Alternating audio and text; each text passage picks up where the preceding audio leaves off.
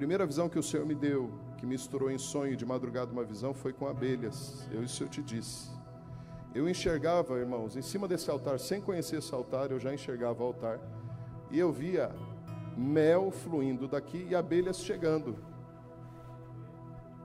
Mas, se você não faz ideia, abelhas são polinizadoras.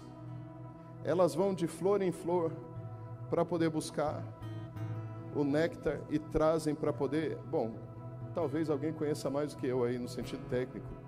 Mas a abelha, é fato que se não houvesse abelha, não haveria flores. E a abelha sai beijando tudo quanto é flor. Porque ela sai tocando tudo. Todo canto. Você pode pegar um pedacinho de grama num canto de uma calçada. Se tem flor, vai ter abelha. Se tem flor, vai ter abelha. E aí o Senhor me fez enxergar a logomarca da igreja, que é um hexágono no formato de um de um favo, aonde é colocado e feito mel. Existe algo que está sendo derramado e vai ser engrossado através desse ministério, que vai tocar outros pontos desse país. E é alguma coisa que as pessoas elas vão querer beber, elas vão querer tocar e experimentar. Para quem entende de mel, sabe que tem mel de tudo quanto é jeito, mas o mel industrializado é o pior de todos. O silvestre tem um gosto mais acentuado, mas quando o mel é puro, ele faz toda a diferença. O Senhor vai levar vocês a produzirem mel puro nesse lugar. Mel puro nesse lugar. Ariel, a equipe de adoração, isso aqui vai se tornar, invista, pastor.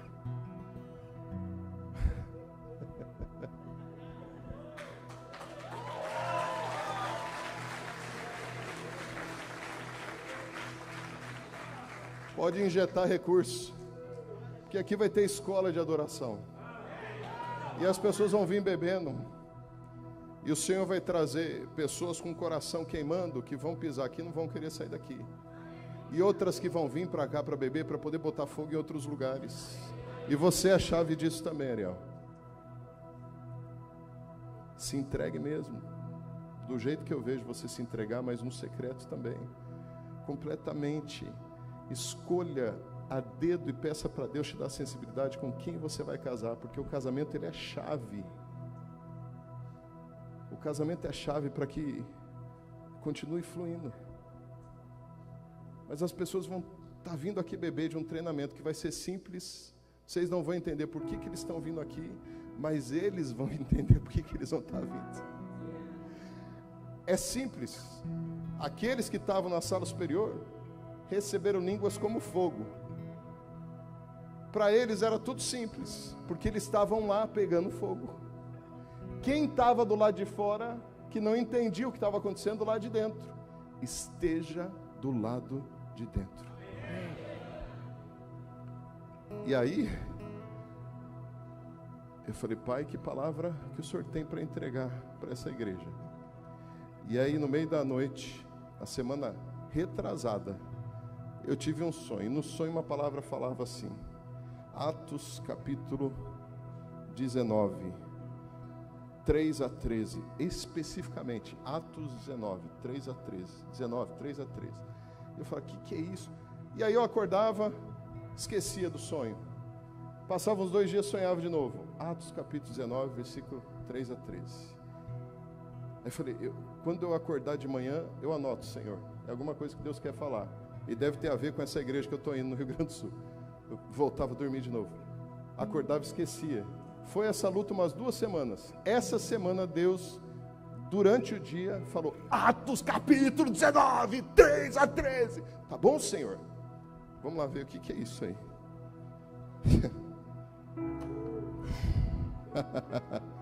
O que é isso que o Senhor tem para falar, Pai? Pode sentar, galerinha. Ou pode sair quem vai sair. O teclado fica aí, Ariel, fica o baterista. Vocês podem sentar. Atos 19, 3 a 13. Aí, cheguei no aeroporto para pegar o voo. Meu ticket não passava. Cadê o pastor André? Tá por aí? meu ticket não passava, o código não passava. Eu falei, meu Deus, o que aconteceu? Eu já estava para embarcar no avião, não passava. Aí chamaram lá uma supervisora, a supervisora chegou e falou, senhor, eu sei o que aconteceu, mudaram o teu assento. É mesmo? É. E qual o número agora? F13.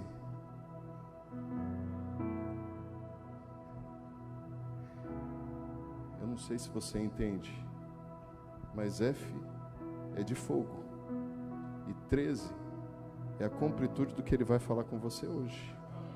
De Atos, capítulo 19, de 3 a 13. Da semana passada para cá, tudo que eu olhava e eu via era fogo. Todo quanto é lugar que eu olhava era fogo. Fogo para tudo, frase de fogo, é fogo. Eu parava o carro. Conhece o Judá Bertelli? Eu não sou louco igual o Judá Bertelli, mas eu acho que essa última semana Deus me deu uma loucura de Judá Bertelli. Que o Judá, ele lê placa de carro, ele lê outdoor, tudo, ele fala, tudo fala. Essa é a frase do Judá.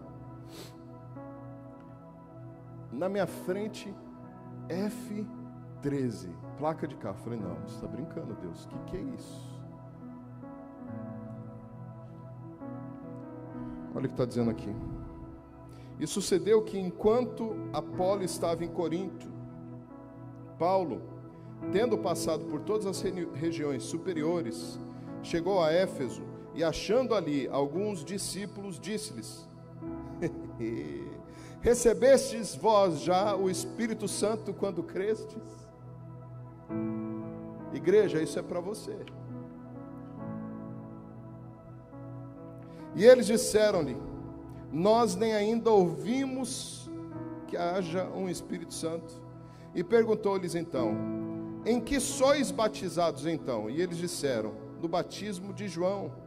Mas Paulo disse, certamente João batizou com batismo de arrependimento, dizendo ao povo que cresce no que após ele havia de vir, isso é, Jesus Cristo.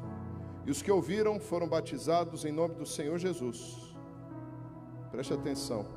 Impondo-lhes as mãos, Paulo, veio sobre eles o Espírito Santo. E falavam línguas e profetizavam. E estes eram ao todo uns 12 varões. E se não bastasse, continua, diz aqui. E entrando na sinagoga, falou ousadamente por espaço de 3 meses, disputando e persuadindo-os acerca do reino de Deus. Mas como alguns deles endureceram e não obedeceram, falando mal do caminho, que é Jesus, perante a multidão, retirou-se deles e separou os discípulos, disputando todos os dias na escola de certo tirano. Olha o tempo que durou. E durou isso um espaço de 2 anos. Imagina você discutir a palavra por 2 anos. E Paulo, por ser Paulo, com certeza ele fazia discussões filosóficas, de pensamentos filosóficos. Coisa de louco. E diz aqui que a maneira foi tal que todos que habitavam na Ásia, todos, ele não falou alguns, ele está dizendo todos que habitavam na Ásia, ouviram a palavra do Senhor Jesus, assim judeus como gregos. E Deus, pelas mãos de Paulo, fazia maravilhas extraordinárias.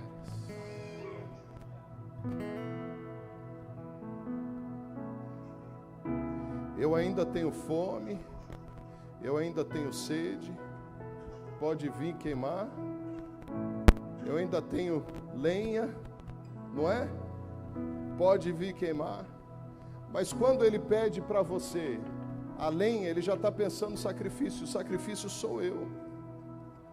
Existe uma chave específica para esse avivamento de fogo, e quando eu falo fogo, eu sou do time do pastor, eu não procuro ficar explicando muito teologicamente, porque se a gente for para a teologia, a gente para de uma certa forma, porque não dá para explicar uma movimentação sobrenatural do Espírito Santo racionalmente, não dá.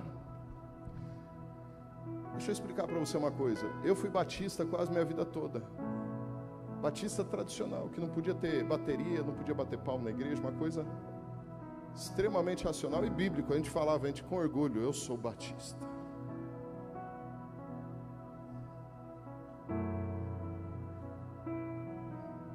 Eu estava na sala de aula em 2001, lá em Dallas, no Texas, tendo aula com um professor, um negão, cheio do fogo, chamado Rick Rush. O nome da igreja do cara é IBOC Church. Não me peça para mim falar o nome inteiro agora em inglês, é só a sigla. E ele estava ministrando na sala de aula, falando sobre amor sacrificial. Lembrei disso agora. O Rick Rush, quando ele era pequeno, ele vivia no sul de Dallas. A área onde fica o Cristo para as Nações, em Dallas, é uma área muito perigosa. Já foi muito mais. Mas o sul de Dallas é uma área bem violenta. Muito tráfico, gente armada. Você não imagina que tem lugar assim nos Estados Unidos, mas tem. E numa noite, um ladrão invadiu a casa desse pastor, Rick Rush. E depois de uma briga violenta nessa invasão, o ladrão acabou acertando a mãe do Rick Rush e ela morreu na frente dele quando ele era uma criança. E ele conta pra gente que os anos se passaram, Deus foi trabalhando no coração dele essa perda da mãe, ele se tornou um pastor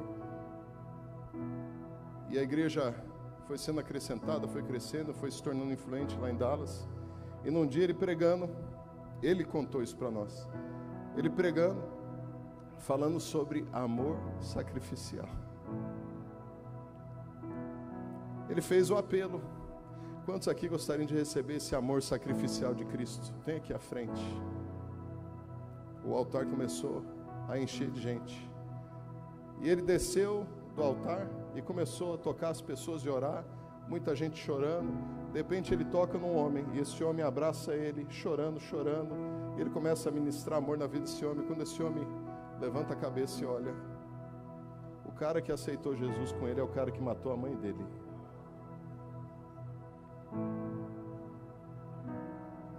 Ali Deus fez uma obra na vida do cara e na vida dele. Sabe quem é esse cara hoje? Ele é o diácono da igreja.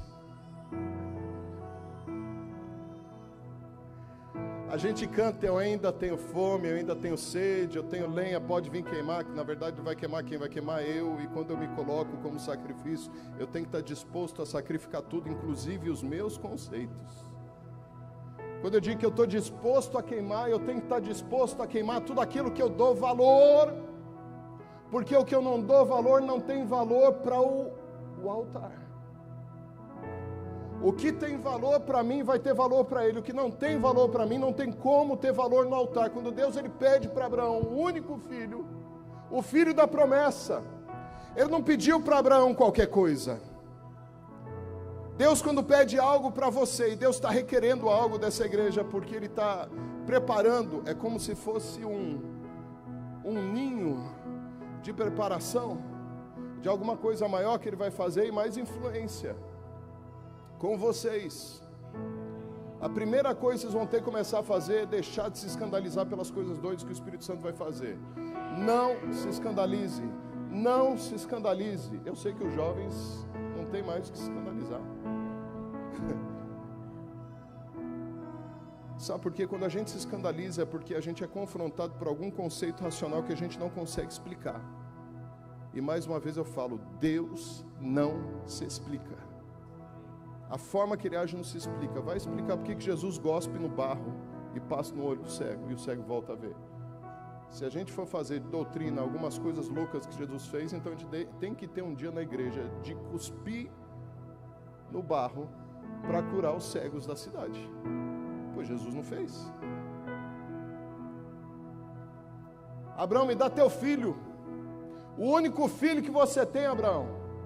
Senhor, mas foram dezenas de anos esperando, e aí o Senhor me dá, e não é alguma coisa, é alguém, não é um bem material, é um filho, e agora você me pede para me sacrificar. Abraão, eu quero o que tem valor no teu coração, Porque o que tem valor para você é o que tem valor no altar.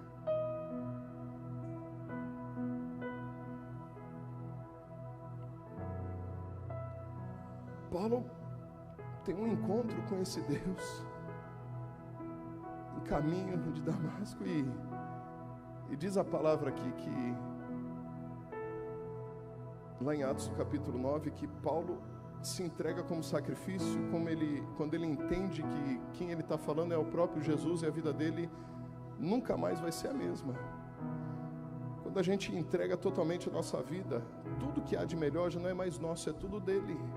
Tudo que tem mais valor para nós já não é mais nosso, é tudo dele. E o que ele está requerindo de você para te levar para o próximo nível como igreja é entrega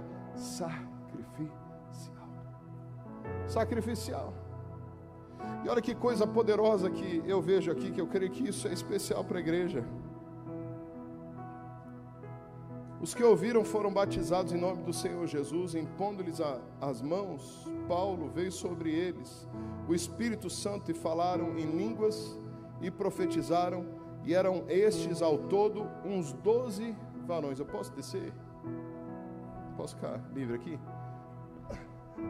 Eu não aguento ficar lá em cima. O povo da minha igreja quer me matar, principalmente o pessoal da mídia. Eles ficam com a câmera assim, ó. Quando eles sabem que eu que vou ministrar, o povo fica louco. Eu não consigo ficar parado. Como é que estava cantando aquela música? Eu creio que é uma afirmação de Deus para isso. Eu assumo, eu tomo a responsabilidade, não é como é que é mesmo? Nos tornamos responsáveis. Essa é a tua esposa que você casou, pastor? Prazer, ele falou tão bem de você ontem. Você é a mulher da promessa. O homem está feliz, viu? Estou só te reafirmando isso. Eu assumo a responsabilidade. Queridos, tem pessoas perdendo a promessa porque não seguram com responsabilidade a promessa. Jovens, Deus está liberando para vocês um monte de promessa. Igreja, um monte de promessa. Porém, Deus é responsável na entrega, mas a realização é nossa responsabilidade. 1 Samuel capítulo 9, você vai ver que Deus ele manda o profeta para poder separar um homem chamado Saul. E tudo que eu estudei a vida inteira é que Saul sempre foi um louco, sempre foi um insano, Saul não era digno, tudo que eu ouvi a vida inteira era isso. Mas a gente não para ler essa passagem com atenção e entender que Deus escolheu Saul. Ele escolheu Saul, leia a passagem. E digo mais, Saul não era qualquer um. Saul era da menor tribo, mas diz a palavra que Saul, primeiro, honrava o pai, porque as mulas do pai se perderam, e pelo cuidado e carinho e respeito que ele tinha pelo pai, ele sai junto com o servo dele para poder encontrar as mulas do pai. A palavra de Deus ela fala que Saul, ele era o homem mais bonito da tribo, de todo Israel, para dizer a verdade, é isso que diz lá. Não havia nenhum outro mais bonito do que Saul. O cara era bonito, e diz ainda que ele era bonito alto, quase me lembra aquela música, moreno alto, bonito, sabe? Mas ele era alto, bonito e outras coisas mais. O que era mais alto na tribo de Israel batia no ombro de Saul, é assim que a palavra de Deus ela fala. Esse foi o homem excelente que Deus escolheu.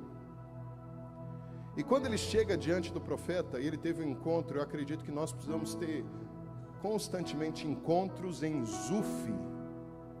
Encontros em Zuf são encontros proféticos que marcam o destino da nossa vida, porque abrem os nossos olhos para coisas que nós ainda não enxergamos. Você começa a ler um pouquinho mais à frente, você vai ver que o servo diz, lá em Zuf tem um profeta que pode dar uma resposta certeira, porque ele tem abençoado todo o povo de Israel. Ele vai para Zuf, se encontra com o profeta, porque o profeta diz que já estava esperando a vinda dele. Ele se assenta no banquete que foi preparado para a liderança, mas ele foi tomado quase que no meio das malhadas, sentou na mesa do profeta, comeu do melhor do banquete. E diz a palavra que no outro dia o profeta ainda chama ele para conversar de canto. Libera para ele uma palavra profética e diz: você vai ser um príncipe em Israel, a maior autoridade. Você vai ser o primeiro rei desse povo. Você vai exercer o teu reinado com autoridade. O Senhor vai te abençoar. Vai para a tua casa agora. No meio do caminho você vai encontrar um grupo de profetas. E diz a palavra que até isso ele recebe, o dom profético. Alguns questionaram até: está Saul no meio dos profetas?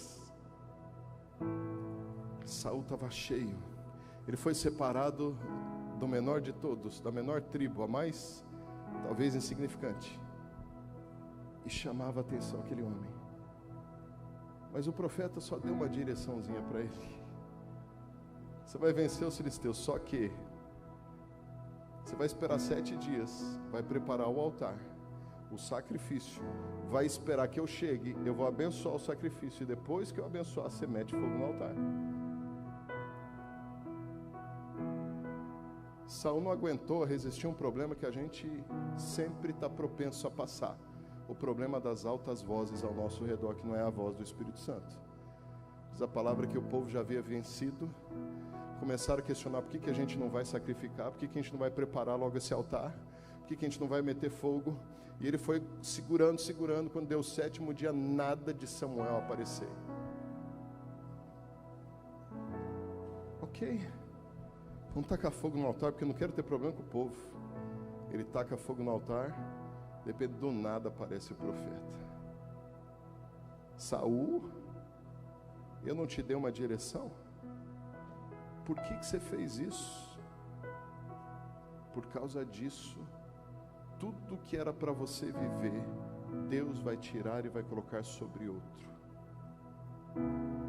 Tomar a responsabilidade dessa coisa grande que Deus está entregando para vocês, como igreja em geral, é você entender que você não pode ir pela direita e nem pela esquerda se o Espírito Santo não direcionar vocês. Não saiam da direção que Deus está dando. Tomar responsabilidade é você batalhar por aquilo que Ele entregou para você, porque Ele está entregando. Eu não sou o primeiro, não vou ser o último para poder reafirmar essa palavra, assim como eu creio que o Senhor já tem falado no coração dos pastores de vocês. Porém, a responsabilidade do Pai é entregar. Ele libera, Ele estabelece. E a nossa responsabilidade, diga assim, a minha. Vira para a pessoa do lado e fala: a tua. É você zelar e batalhar até que a promessa se realize. Existe uma promessa para vocês como igreja. Existe uma promessa pessoal. Nós estamos agora vivendo uma nova chamada como uma geração que vai viver as coisas maiores dos últimos dias. Nós estamos vivendo como uma geração profética. Precisamos andar na responsabilidade daquilo que está sendo liberado e prometido. Por que que durante a pandemia tanta gente se afastou do reino?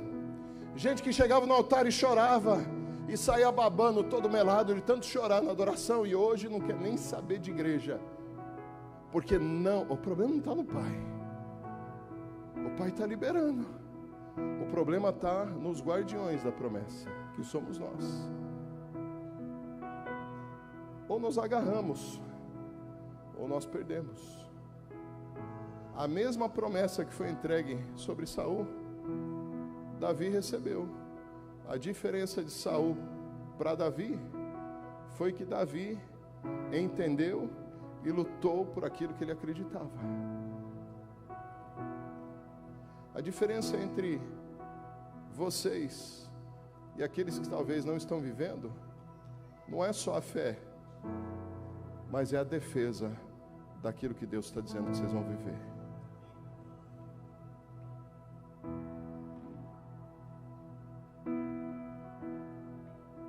Lá em Números, eu creio que deve estar no capítulo 11. Essa responsabilidade daquilo que Deus tem para fazer, ela envolve uma busca incessante. E Deus começou a falar comigo.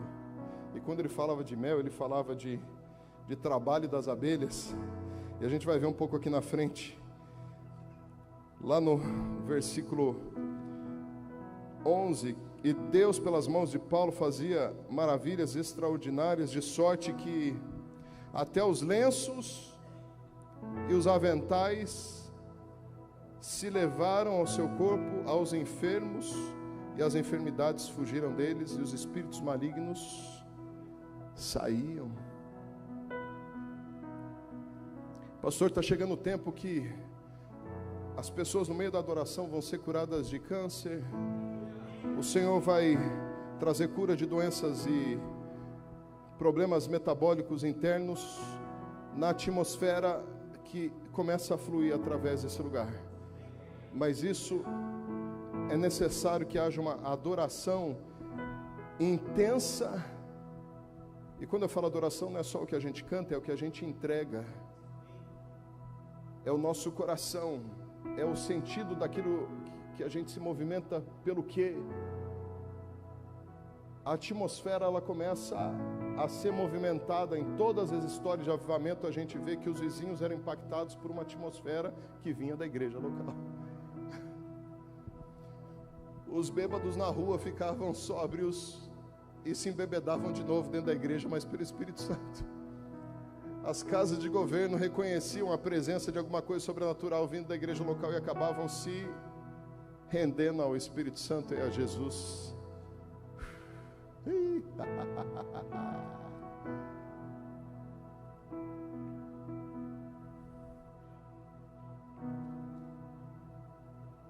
Crianças liberando palavras de estabelecimento.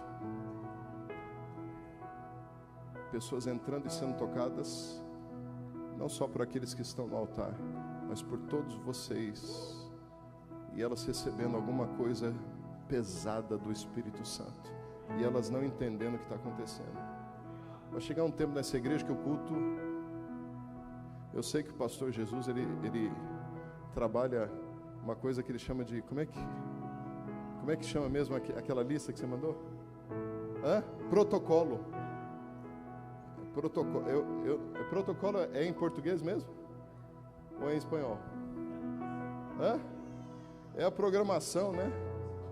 No inglês o schedule, cada um chama de um nome. Perdona-me, pastor, vocês não vão conseguir seguir isso de jeito nenhum. Vai ser um problema, vocês não vão entender, vocês vão entrar, não vão entender aonde que foi o começo, aonde que vai ser o fim, se é que vai parar, se não vai parar, quem é que vai entrar, quem é que vai sair, o que vai acontecer, o que vai deixar de acontecer. O Espírito Santo vai começar a fazer um rebuliço nesse lugar, um rebuliço. O Senhor me mostra aqui restauração de maridos. Eu sinto, quando Deus começa a falar comigo, eu sinto como se fosse um imã de atração, e eu consigo enxergar pelo menos umas 3 mulheres que têm sido infelizes dentro de casa, porque o marido é grosso, falta amor, o marido aperta, eu vejo o marido apertando o braço assim, ó, deixando marcado, isso é doloroso, depois essa marca fica, e o que mais dói não foi o apertão, mas é a marca que ficou, porque ela expressa a falta de um amor genuíno. Querida, Deus está agora entrando como se fosse com uma lança no coração do teu marido. Ele está transformando o coração do teu marido. O que antes ele não acreditava, ele vai voltar a acreditar. E o que ele não aceitava, ele vai começar a aceitar. Isso vem do Pai. Esse mover que Paulo viveu nessa igreja, ali em Efésios, o povo pegava as roupas, o manto, talvez até a toalhinha de Paulo, e tocavam os enfermos eram curados. Não é porque Paulo era aquele que representava a unção, mas é porque a saturação da presença de Cristo nele, do Espírito Santo, aquele que se move hoje conosco, de acordo com a promessa que Jesus entregou para nós, a saturação era tão grande que o que escorria de tudo aquilo que ficava mais perto dele é aquilo que estava mais perto do Pai, ia passando e transformando a realidade do mundo da matéria, porque se fazia conexão com o mundo do Espírito. Quando eu falo crianças profetizando, crianças vão abrir a boca dentro de casa, vão falar coisas, vocês vão assustar a gente. Então permitam que essas crianças participem sim da adoração, mas algumas vezes tragam as crianças do Ministério Infantil aqui para orar pelos adultos depois. Porque o Senhor vai usar a boca dos pequeninos, e isso vai impactar essa região. Jesus. Diz a palavra, versículo 13. E alguns dos exorcistas judeus ambulantes tentavam invocar o nome do Senhor Jesus sobre os que tinham espíritos malignos, dizendo: esconjuro-vos por Jesus, a quem Paulo prega. E os que faziam isso eram 7 filhos de Seva, judeu, principal dos sacerdotes. E respondendo, porém, o espírito maligno disse: conheço a Jesus, e bem sei quem é Paulo. Mas vós, quem sois?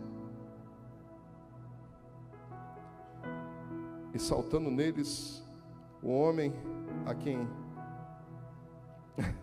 tinha um espírito maligno, se apoderou-se dos dois e pôde mais do que eles, de tal maneira que nus e feridos fugiram daquela casa. E foi isso notório para todos que habitavam em Éfeso. Veja bem,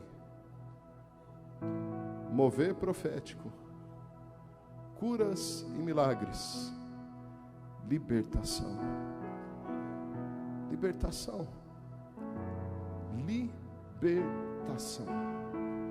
Eu estava aqui no café de pastores no sábado de manhã, ontem de manhã, e eu sentia cheiro de maconha. Não era porque ninguém estava fumando maconha aqui dentro da igreja, não. Pessoas vão chegar com vícios escondidos, coisas que desagradam o coração do Pai, e o ambiente de amor vai ser tão saturado nesse lugar, que as pessoas elas vão abrir. Eu tenho traído minha esposa, eu tenho tido um relacionamento à parte, eu tenho feito isso ou aquilo escondido, e ninguém vai se escandalizar. Na verdade, vocês serão tão impactados que isso vai constranger o coração de vocês, que vocês vão fazer uma disputa de quem consegue amassar mais a pessoa de abraço. Tamanho amor saturante que esse Jesus começa a derramar sobre esse lugar, porque é o amor.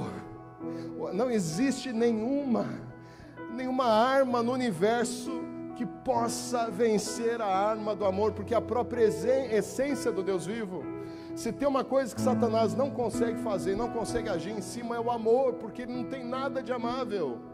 E quando a gente pensa numa igreja que ama, a gente pensa numa igreja que abraça e consegue impactar a região, consegue fazer diferença na nação, porque é tudo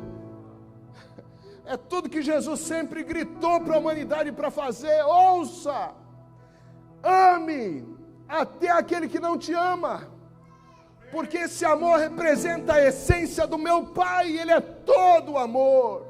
Jesus, ele é o amor, a representação em pessoa do reflexo do amor do Pai. Jesus, ele veio na terra, e ele não parava para poder curar as pessoas, ele curava de acordo com ele passando pelos lugares. Não é porque ele não queria ir atrás do doente, é porque Jesus, ele tinha um foco. E Jesus ia passando pelos lugares, os endemoniados iam sendo libertos, os doentes iam sendo curados, os mortos iam ressuscitando.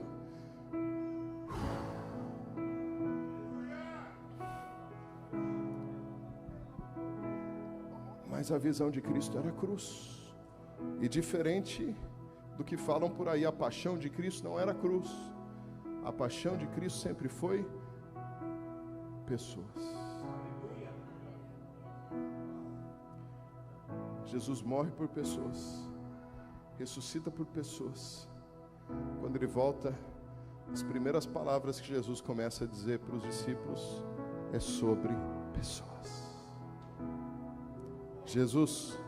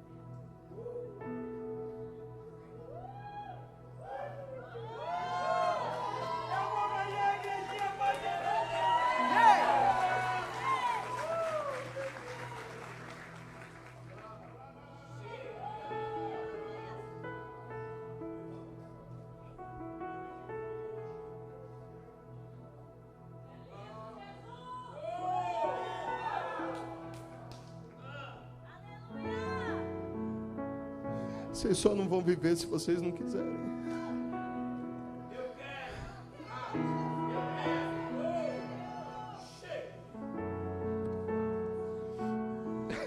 Por que tem abelha, sabe?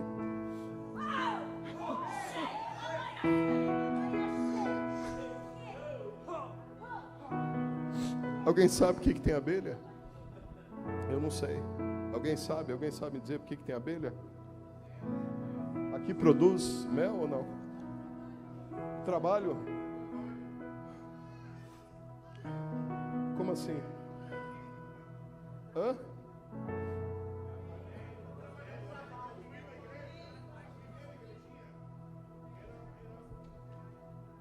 Era um quê? Então, é um simbolismo.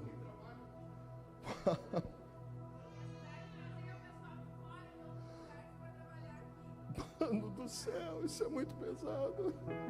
Vocês estão entendendo a dinâmica?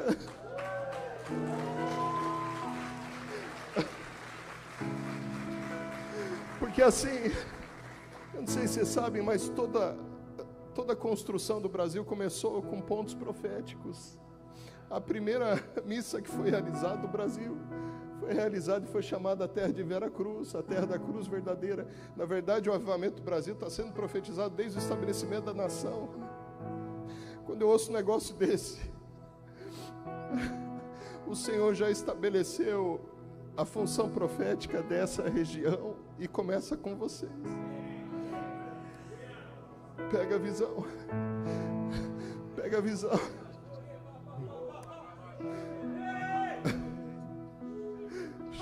Pastor, não sei mais o que pregar.